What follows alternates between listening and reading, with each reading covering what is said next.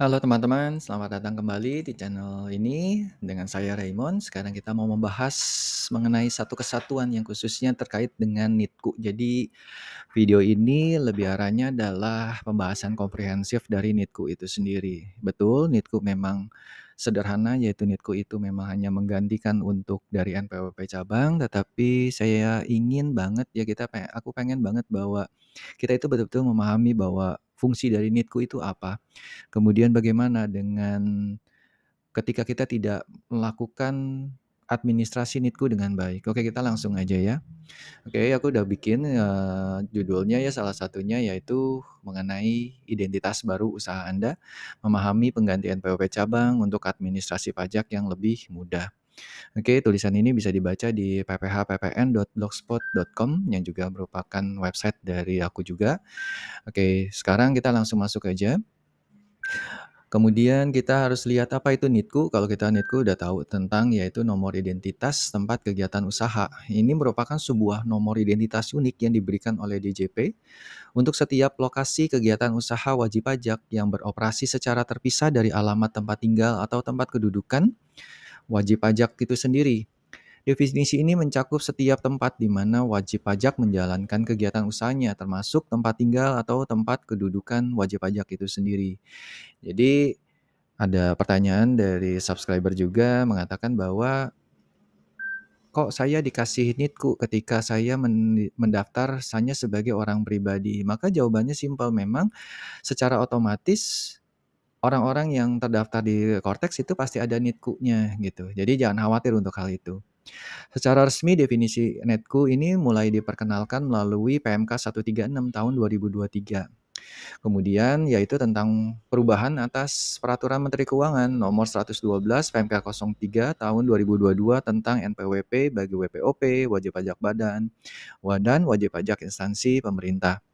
Peraturan ini menjadi landasan khusus utama bagi keberadaan dan penggunaan NITKU dalam sistem perpajakan Indonesia.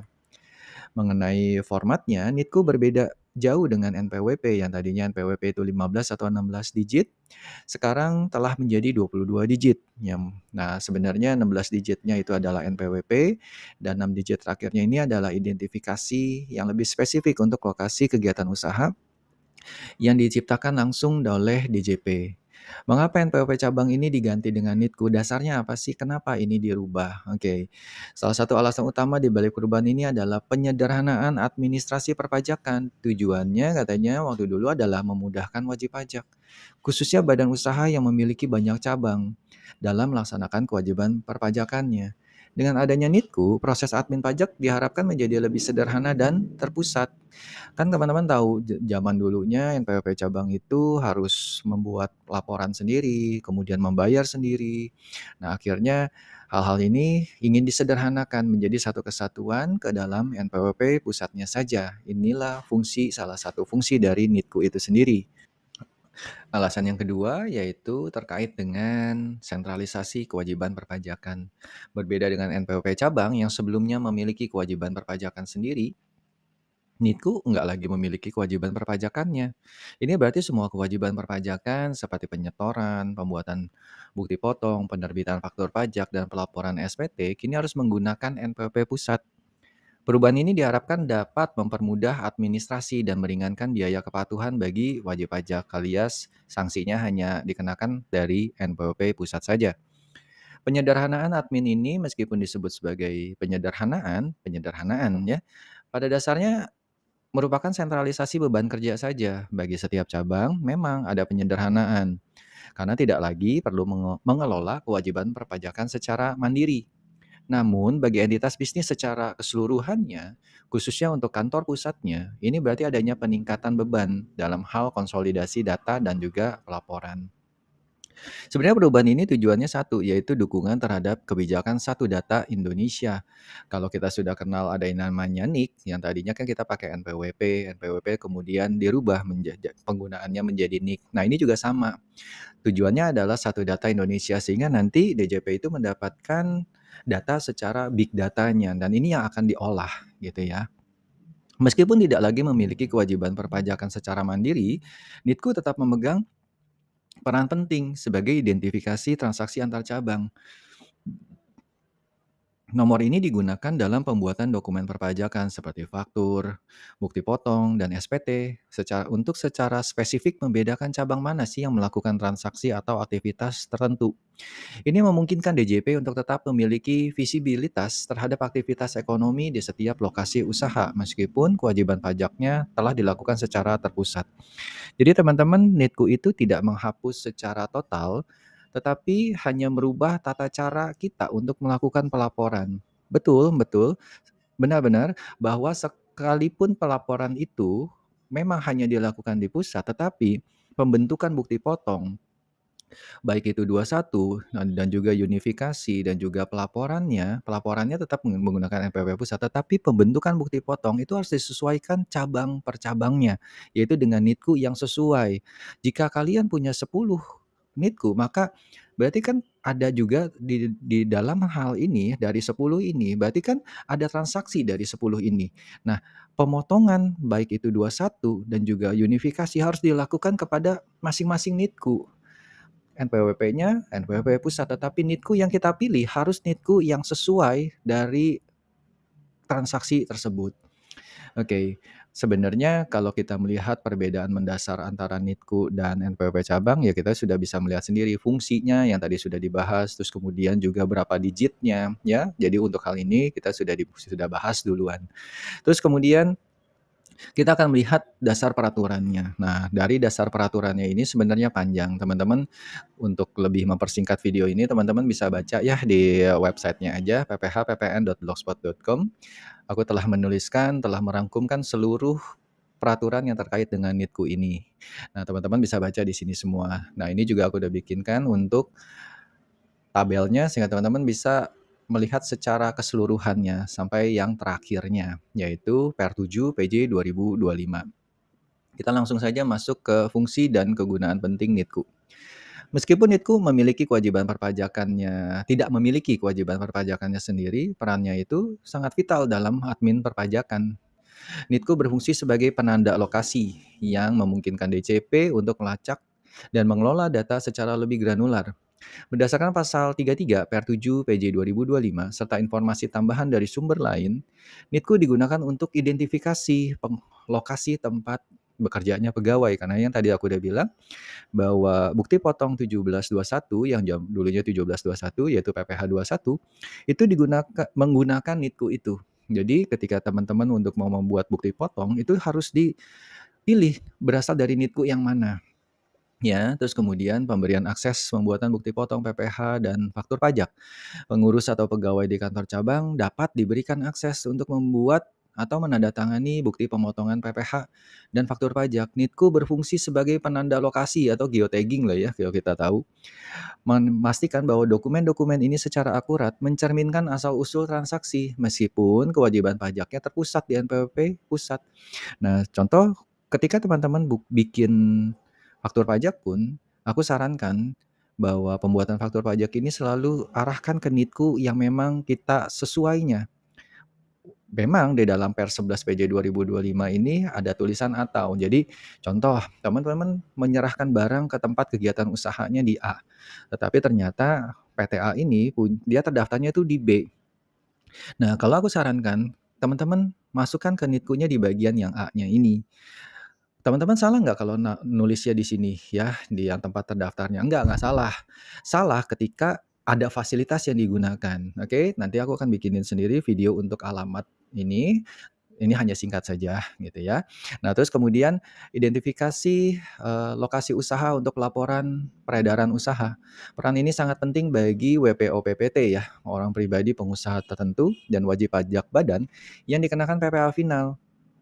NITKU memungkinkan mereka untuk melaporkan peredaran usaha di tiap-tiap tempat kegiatan usaha dalam SPT tahunan PPh, memberikan gambaran yang jelas mengenai kontribusi setiap lokasi terhadap total omsetnya. Identifikasi alamat PKP penjual atau pembeli untuk faktur pajak. NITKU digunakan untuk mengidentifikasi alamat PKP baik sebagai penjual BKP atau pemberi JKP maupun sebagai pembeli BKP ataupun penerima JKP. Selain itu, NITKU juga mengidentifikasi alamat pengiriman atau penyerahan BKP atau JKP yang tadi aku udah ceritakan. Hal ini memastikan keakuratan informasi pada faktur pajak dan mempermudah pelacakan transaksi. Kemudian poin berikutnya yaitu identifikasi lokasi objek PBB. NITKU mempermudah pelaporan objek PBB, membantu DJP dalam mengelola data PBB secara lebih efisien dan akurat berdasarkan lokasi fisik objek pajak. Kemudian poin berikutnya itu administrasi kepabeanan. Untuk kepentingan admin kepabeanan, NITKU digunakan untuk identifikasi kawasan-kawasan berfasilitas tertentu, seperti kawasan bebas, kawasan berikat. Ini menunjukkan bahwa NITKU memiliki relevansi lintas sektor dalam admin negara. Hal ini juga terkait dengan faktur pajak yang tadi sudah dikatakan, ketika teman-teman membuat faktur pajak dengan fasilitas tertentu, maka alamatnya harus alamat tempat kegiatan usaha yang mendapatkan fasilitas tersebut. Oke. Kemudian admin perpajakan lainnya, NITKU juga mendukung berbagai fungsi perpajakan lainnya ya. Berikut adalah ringkasan utamanya. Teman-teman bisa lihat di sini landasan peraturannya juga ada. Nanti teman-teman bisa baca langsung ya. Nah, kalau di dalam peraturan per 11-nya ini juga sudah disebutkan ketika kita punya ada cabang baru, ya ada cabang baru maka dikatakan maksimal 1 bulan teman-teman harus melakukan pendaftaran. Cara daftarnya gimana? Semuanya ada di Cortex. Jadi teman-teman nggak usah khawatir, nggak perlu susah ataupun ribet, semuanya ada di Cortex. Nah, terus kemudian juga ketika teman-teman punya cabang yang memang sudah tidak beroperasi, maka teman-teman tuh harus menghapus dari daftar cabangnya tersebut, dari daftar NITKU-nya. Kalau mereka nggak dihapuskan atau kita nggak daftarkan, maka DJP ini berwenang untuk melakukan pemberian NITKU secara jabatan ataupun penghapusan NITKU secara jabatan. Oke, terus kemudian laporan dan penerbitan NITKU ya, kita sudah tahu bahwa NITKU ini bisa diperoleh di Cortex. Jadi teman-teman buka Cortex-nya, terus kemudian teman-teman bisa daftarkan di situ saja. Oke. Kemudian hal yang terpenting lagi yaitu kita lihat di sini masa transisi sudah tidak kita gunakan lagi. Nah, tetapi sekarang kita lihat dampak dan konsekuensinya. Nah, dampak dan konsekuensinya ketika kita tidak memiliki atau keliru mencantumkan NITKU nih. Ketika yang pertama error dari NITKU. Jadi ketika kita impor sistem impor faktur pajak di Cortex, bisa aja tuh NITKU pembeli itu jadi tidak valid. Nah, hal ini sebenarnya tidak lebih dan tidak bukan dikarenakan kesalahan penginputan dari file XML itu sendiri.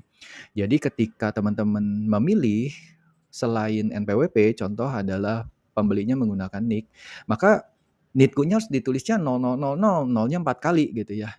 Kalau dia itu bentuknya NPWP, berarti bentuknya badan, dia menggunakan NPWP tentunya, maka NITKU-nya harus disesuaikan ya, jadi panjang yang 22 digit tersebut. Kemudian kalau kesalahan buat misalnya contoh bikin faktur pajak nih, setelah bikin faktur pajak udah jadi gitu ya, udah jadi. Terus kita baru sadar bahwa ternyata faktur pajak kita itu memiliki kesalahan identitas dari pembeli. Identitasnya benar, tetapi NITKU-nya salah. Apa yang harus kita lakukan? Nggak bisa, teman-teman nggak bisa ganti. Jadi teman-teman sesuai dengan per 11 ini, maka ini harus dibatalkan gitu. Teman-teman terus kemudian bentuk kembali faktur pajak yang baru. Pokoknya yang bisa diganti itu hanya keterangan barang, jenis ya, kuantitasnya, harganya. Tetapi kalau teman-teman salah di identitasnya, ya teman-teman nggak boleh lakukan penggantian, sistemnya pembatalan gitu. Itu juga termasuk NITKU. Jadi kalau teman-teman ternyata salahnya udah 2 bulan sebelumnya, bisa nggak itu diganti? Ya nggak bisa gitu ya. Karena posisinya yang tadi udah dibilang, identitas salah ya sudah selesai, langsung pembatalan saja masuknya gitu. Nah, hambatan dalam pelaporan SPT masa PPN ya kalau tadi kita impornya bermasalah, maka secara otomatis juga nggak mungkin bisa lapor SPT masanya kan, karena ada faktur pajak yang belum kita buat gitu. Nah, kemudian sanksi administrasinya gimana? Ya kalau kita nggak laporin SPT masa PPN ya otomatis ya, itu juga akhirnya dendanya kan keluar denda dari sisi ketelatan pelaporan SPT masa PPN, bukan karena NITKU-nya sendiri.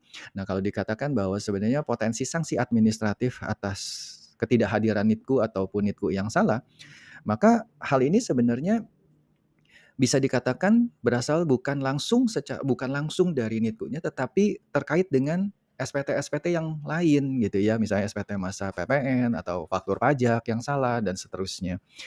Terus kalau dibilang, ya bukti potongnya misalnya salah, tetapi kalau kita dari sisi contoh teman-teman, bukti potong pemotongannya salah. NITKU-nya yang kita pilih misalnya NITKU A, NITKU B. Nah, itu nanti paling bermasalah hanya dari sisi pertanyaan DJP-nya. Tetapi kalau secara global, secara ekualisasinya udah sama, seharusnya itu tidak ada masalah ataupun akan keluar yang namanya STP dan sebagainya. Jadi kalau dibilang potensi langsung keluar dari si NITKU-nya enggak, tetapi dampaknya iya, betul ada saja gitu ya, bisa terjadi hal itu. Karena dari peraturan-peraturan yang sampai dengan detik ini keluar, tidak ada satupun yang menyebutkan yang namanya denda langsung secara, signifikan disebutkan, "Oke, kalau nggak buat NITKU nanti denda sekian." Itu tidak ada, ya belum ada belum ada, oke. Nah terus, eee, kita lihat di sini kesimpulannya apa? Kesimpulannya, ya sebenarnya satu hal yang paling penting yaitu nggak ada salahnya kalau kita terus-menerus melakukan pembaruan data. Jadi kalau memang punya ada cabang yang baru, ya sudah kita daftarkan saja. Dan begitu juga kalau kita tahu bahwa cabangnya sudah nggak aktif, ya kita hapuskan untuk hal itu. Kemudian berikutnya adalah kita harus memberitahukan kepada para staf perpajakan kita bahwa fungsi dari NITKU ini seperti ini. Jadi ketika ada staf perpajakan yang mau melakukan pembuatan bukti potong, mereka juga jangan asal. Mereka harus memilih sesuai dengan ketentuannya, yaitu dengan NITKU yang benar. Begitu juga yang namanya pembuatan bukti potong unifikasi. Jadi jangan sampai salah memilih NITKU-nya. Intinya itu aja teman-teman. Kalau ditanya apakah NITKU ini penting, ya jawabannya sangat penting. Memang sampai dengan detik ini peraturan ini yang menyatakan untuk sanksi administrasi ataupun hal-hal yang terkait berbau uang gitu ya, itu belum belum muncul sampai dengan detik ini. Tetapi potensi itu bisa muncul dari SPT-SPT massa yang lain gitu ya.